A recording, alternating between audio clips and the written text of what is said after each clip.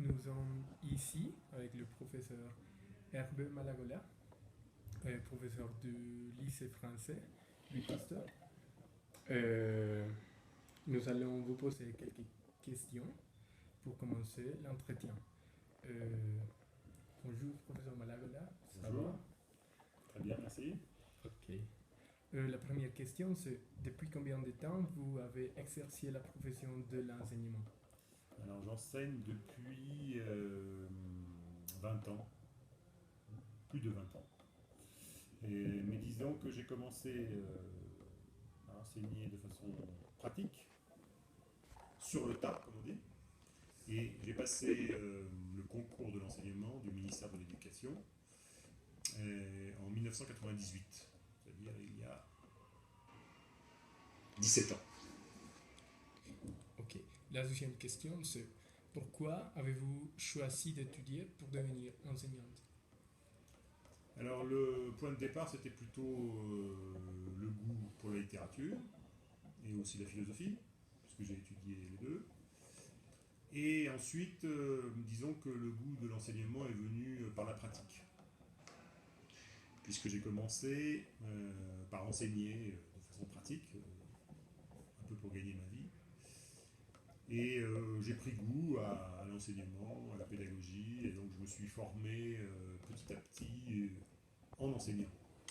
Et ensuite seulement, j'ai suivi des cours de pédagogie. Mais la pédagogie, comme vous le savez, c'est quelque chose de très, au fond, assez concret. C'est un travail assez concret. On peut apprendre, bien sûr, il y a des théories très intéressantes en pédagogie, bien évidemment. Mais c'est vrai qu'il y a une partie de la pédagogie qui est pratique. C'est la relation aux élèves, aux étudiants, comment expliquer, tout ça. Forcément, ça passe par une étape pratique. On ne peut pas tout apprendre en théorie, ça c'est sûr. Merci. La troisième question, c'est est-ce que votre famille a été d'accord avec votre décision d'être enseignante? Oui, je ne leur ai pas demandé leur avis, j'étais assez d'accord, oui. Ça pose pas de problème, non. Il n'y a pas de problème. Ok. Pouvez-vous nous dire une de vos illusions dans cette profession? Désillusion. Des Oui, illusions. désillusion. Euh, des désillusions, on en a beaucoup au début, hein, quand on voit le peu de choses que retiennent les élèves de ce qu'on veut transmettre. En fait, au début, on est désillusionné parce qu'on croit qu'on va transmettre beaucoup. Et en fait, on transmet assez peu. Et de connaissances, je veux dire, on transmet peu de connaissances en tant que telles. Par contre, ce qui est très important, c'est ce que le professeur représente pour les élèves. C'est ça aussi la pédagogie. C'est une façon de montrer qu'on est soi-même impliqué dans l'enseignement, dans la transmission. Et au début, alors on est très déçu parce que les élèves retiennent très peu de connaissances. Alors, je crois que c'est ça la désillusion principale. Et on se dit, mais c'est pas possible. Tout ce temps passé à essayer de leur transmettre, et ça ne passe pas. Mais en fait, ce qui se passe peut-être, c'est autre chose.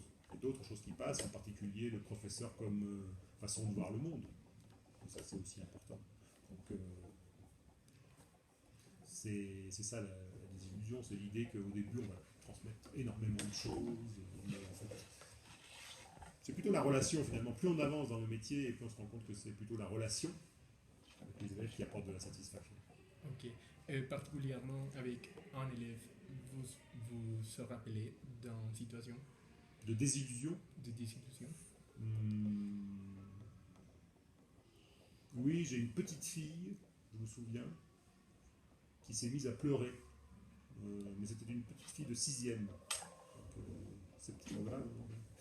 Euh, Elle parlait beaucoup dans ma classe. C'était une de mes premières années. Hein, j'étais très jeune. Et donc, je l'ai grondé. Je lui ai dit d'arrêter de parler, d'écouter la classe. Et elle s'est mise à pleurer. C'est une petite fille toute petite. Et là, ça a été une grande déception. Enfin, je veux dire, c'était une grande tristesse. Et puis un échec. Un échec. Après, il faut. Bon, on apprend avec ça. Quand les élèves se mettent à pleurer, je crois, revoir sa façon de faire les choses. Ok, merci. Euh, Quelles sont les difficultés les plus souvent à la salle de classe? Alors, les difficultés, il y en a beaucoup, hein. La difficulté, je crois, c'est d'arriver à garder la classe concentrée. Ça, c'est la difficulté d'une part, c'est d'arriver à un niveau de concentration du groupe.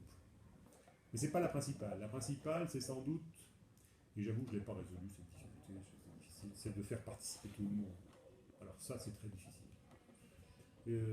Même ici au lycée français de Bogota, où les élèves sont homogènes quand même, globalement. Ils viennent tous des mêmes classes sociales, ils ont tous à peu près le même profil sociologique. Et malgré ça, c'est très difficile de faire participer tout le monde. Il y a toujours des élèves qui ne participent pas, qui ne participeront jamais. Alors ça, c'est une désillusion. C'est ces élèves-là qui restent comme ça. On les a parfois 2 ans de suite, 3 ans de suite, et pendant 3 ans, rien ne se passe. Alors, parfois on les rencontre après, dans 5 ans plus tard, dans le bus ou ailleurs. Et là, ils nous disent: Ah, monsieur, je me souviens de vos classes, c'était très intéressant. Alors, on est très surpris parce qu'on a l'impression qu'ils dormaient tout le temps. Mais c'est très difficile, ça, de faire participer tout le monde. Ça, c'est vraiment une difficulté. Il y a toujours des élèves qui restent un peu sur le côté. Ok. Et une autre question, c'est est-ce que vous pensez que l'éducation. Qu'est-ce que vous pensez, pardon, de l'éducation en Colombie? Oh, là, je ne vais pas trop me prononcer. Je n'en pense pas grand-chose parce que je la connais mal. Je connais mal l'éducation en Colombie. Donc je ne vais pas trop m'avancer. J'ai lu des articles sur la question, sur le thème de l'éducation en Colombie. Je pense qu'il y a un problème de qualité, enfin c'est ce qu'on dit en tout cas, de l'enseignement. Il y a eu un gros effort pour l'alphabétisation.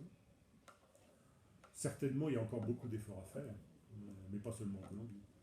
Je pense que l'éducation, c'est vraiment une chose très importante et la formation, c'est très important. Et qu'en Colombie, l'investissement n'est pas suffisant. Déjà en quantité, mais sans doute en qualité. Il faut que l'État colombien et la société aussi, pas seulement l'État, la société, investissent plus dans l'éducation et dans l'éducation publique peut-être aussi, parce que l'éducation est très chère, ça je le sais. L'éducation universitaire est très chère et l'éducation secondaire aussi est très chère. Ici au lycée français, les prix sont élevés. Pour avoir un enseignement, disons, un peu exigeant, il faut payer cher. Donc je pense qu'il faudrait que, il y ait plus d'investissement public, tout simplement, pour diminuer le prix des écolages et que ça soit un peu plus démocratique. Je pense que l'éducation en Colombie n'est pas assez démocratique. Voilà. Mais enfin bon, je ne vais pas trop entrer dans les détails, je ne connais pas très suffisamment le sujet, mais en tout cas, ça c'est un point qui me paraît clair, c'est qu'il faut démocratiser, faire baisser les prix des écolages et investir un peu plus dans la formation des professeurs. Ok, merci. Quel conseil donneriez-vous aux étudiants comme nous qui veulent devenir enseignants? Je leur dirais de faire ça, de se mobiliser pour que la société et l'État colombien investissent davantage. Je pense qu'il faut que vous soyez fiers du métier, un beau métier, difficile, mais très important. C'est un métier qui apporte des satisfactions, et des illusions aussi, mais des satisfactions. Mais il faut, je crois, que les étudiants soient fiers de ce métier et qu'ils ne soient surtout pas comme ça trop timides ou gênés de faire un métier très, très passionnant et très important pour la cohésion sociale, très important pour la formation des jeunes, etc. Donc je pense qu'il faut que vous soyez particulièrement mobilisés, particulièrement fiers de ce que vous faites.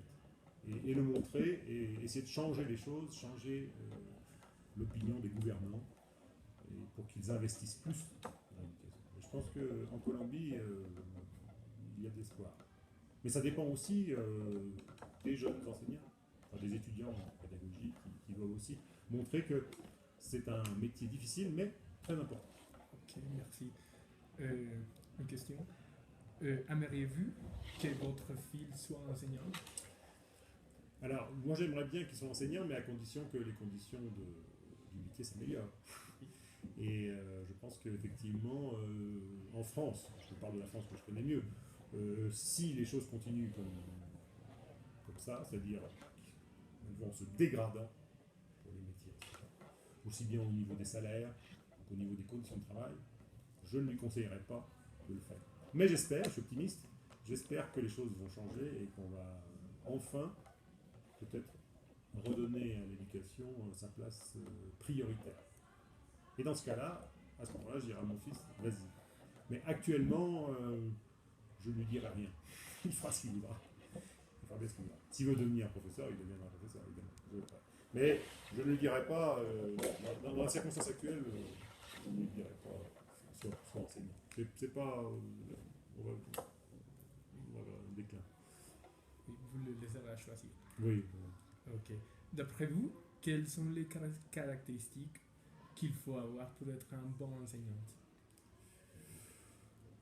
Bon, je crois qu'il faut continuer à se cultiver. Il faut toujours continuer à lire, par exemple, continuer à se documenter sur sa discipline. Je pense que c'est un métier où il faut sans cesse nourrir sa réflexion. Je crois que le pire, c'est les enseignants qui, au fond, répètent toujours la même chose pendant des années. Je pense qu'il faut toujours se renouveler au niveau de ce que l'on sait. Et puis après, la qualité d'un bon enseignant, c'est sans doute la patience. Il faut être très patient. Ok.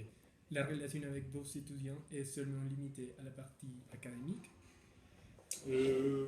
Non, j'ai des relations avec mes anciens élèves qui ne sont pas très développées, mais oui, qui existent, oui, oui. J'ai des relations avec les anciens élèves d'ici en particulier. Ok, mais avec les élèves qui sont en train de faire les cours avec vous? Ah, non, assez peu là. J'attends qu'ils soient en dehors du lycée. Mais souvent, oui, je vais boire des cafés avec les anciens élèves. Les élèves que j'ai en ce moment, non, c'est pas trop. C'est assez limité. C'est plutôt académique. Ouais. Ok. Et pour finir, la dernière question. Vous pouvez résumer en utilisant un seul mot. Quelle serait la signification de l'enseignement dans votre vie? En un seul mot. Là, peut-être une oration. Et moi, je suis pas de genre un seul mot, comme vous voyez. Mais je sais pas, l'enseignement dans ma vie. C'est la joie. La joie, peut-être pas, mais non, pas jusque-là, non. Disons. Un certain plaisir, oui. Plaisir. Oui. Plus Ok. que joie, plaisir. Il y avait plaisir à enseigner. Certains jours, pas tous les jours, mais enfin. Certains jours, il y a du plaisir. Ok, merci, Monsieur Malagola. Et Je vous en prie. au revoir. Au revoir, à bientôt.